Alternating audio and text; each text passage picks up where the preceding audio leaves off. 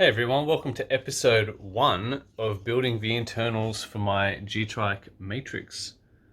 Well, I've got a fairing, I'm going to build my own internals, so it's not technically a Matrix, but you get the gist of it. So, I've been editing my video of how I made the fairing, so I haven't had any space left on my phone to film any more videos of what I've done so far, but I've just uploaded to YouTube, so you can go watch that. And now I've deleted all those videos on my phone, so now I've got plenty of space to film videos for this. So, in the meantime, I have been mocking up a test seat. So, well, actually, the first thing I did was trim all the edges. I trimmed all the scrap pieces off around the edge of the windows. I have cut out some windows there for either side. I trimmed around the flange of the hood, but it still needs a little bit of sanding because it's not quite there yet. Doesn't fit on perfect. Trimmed all the edges to here, all the way up to there, and around the front window. I've got the front window sitting there. I was told not to cut it yet because it can deform, but I've kept it in that shape on the bike, so it should be not too bad. So then I cut out the holes for each of the wheels. I've got my rear wheel at the shop being built into a 11-speed road bike hub, and once I get that back, I'm going to try and push it back as far as possible, just so I've got as much play room in between here, because I want to kind of push my body back as far as I can. So you'll see in here, my pedals will be at the highest point rather than further forward scraping the window. I want them a little bit further back, and that'll give me the perfect center of mass between the two wheels. So what I did was I mocked up a seat that's sort of roughly where I want it. I cut out these bits of foam and just laid a it's like 130 gram glass over it, just with a little bit of resin, just so it stiffens it up. So when I go to vacuum form it doesn't crush the foam. So that's the piece that's going to sit like this and support the front axle. And then I've got this piece up here. I've got to trim it, but I've just made it oversized. And that'll sit like that, about there. And that'll be the boom out to the front axle. The bottom bracket. So I've mocked up that bit for the front wheels. Not sure how it'll go yet. I've still got to think that through a lot. So I'm ready with these. Once I lay a bit of carbon over here and stiffen it up a bit, then I can glue the bottom bracket onto here and then lay carbon over glass first, because it's metal and you don't want it to galvanic. But in the meantime, I 3D printed a bit of plastic there, and I've got some aluminium inserts, as you can see. And then I just mixed up some resin with glass beads just as a filler.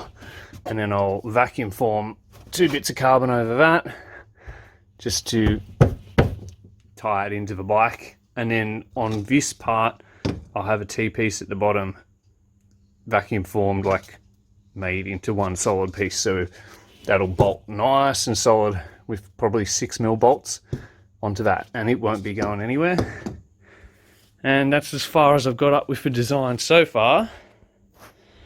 I don't know how much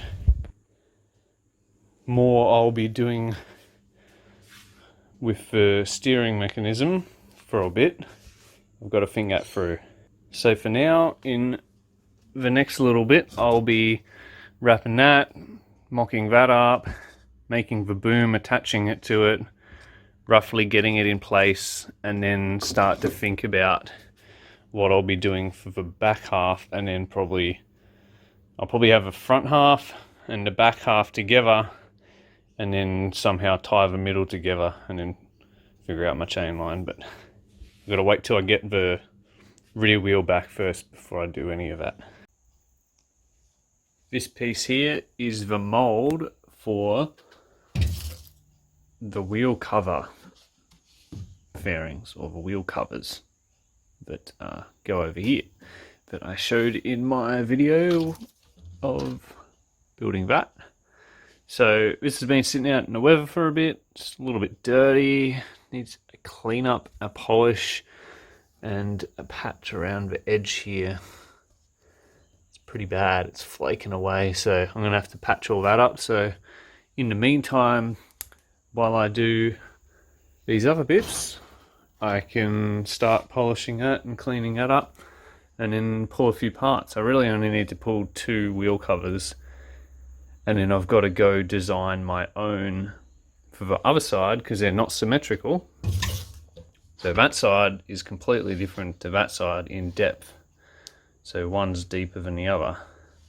So that side's deeper than this side. So this will not fit on that side because of the brake that fits inside it, like so. Yeah, so I'm gonna have to CNC my own timber mold out of some MDF.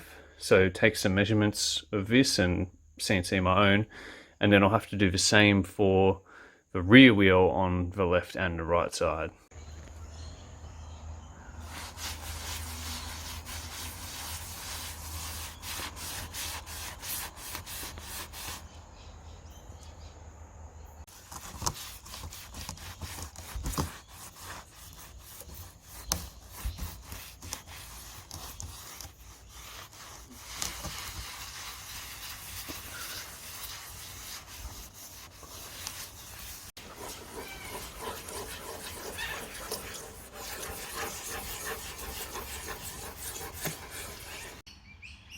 I think that's good enough. There is 1 or 2 little bumps within the boundary of where I'm going to. There used to be like a couple of mil flange around that by the looks of it. So all these chunky bits around the edge, they're nothing. So I can just trim it up to that line. So I'll leave it as it is, dry it off, polish it, wax it, and release agent, and then lay some carbon in.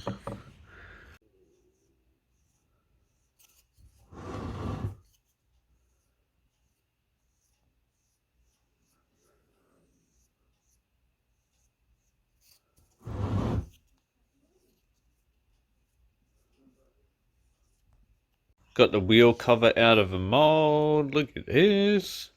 I ended up using just scrap pieces because I've got like protein buckets full of scraps.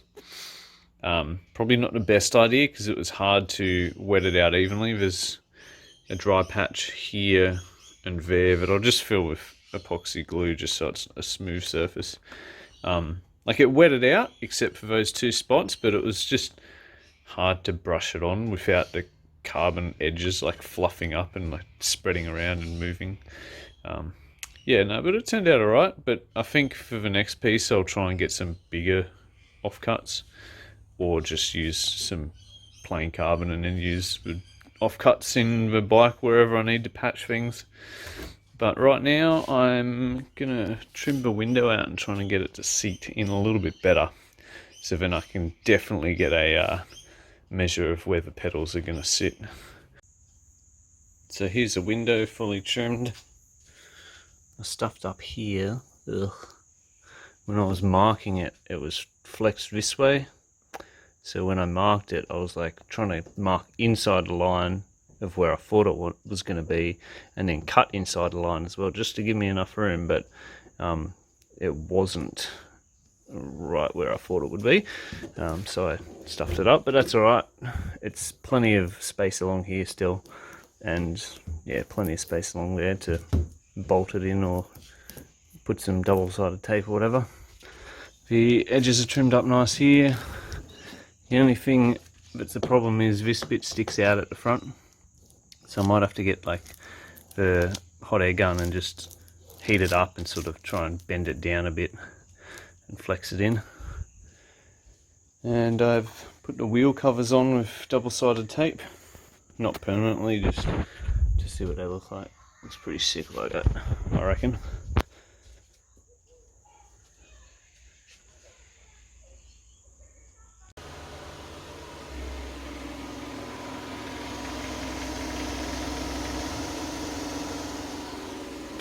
Just 3D printing some more mounts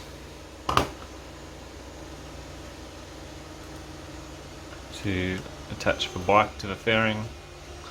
So these ones are chamfered so I don't have to glue it. And the last one I filled in with glue over here, and then those little holes there,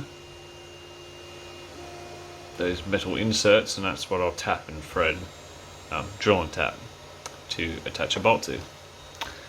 So yeah, just another 1 hour 31 minutes to go.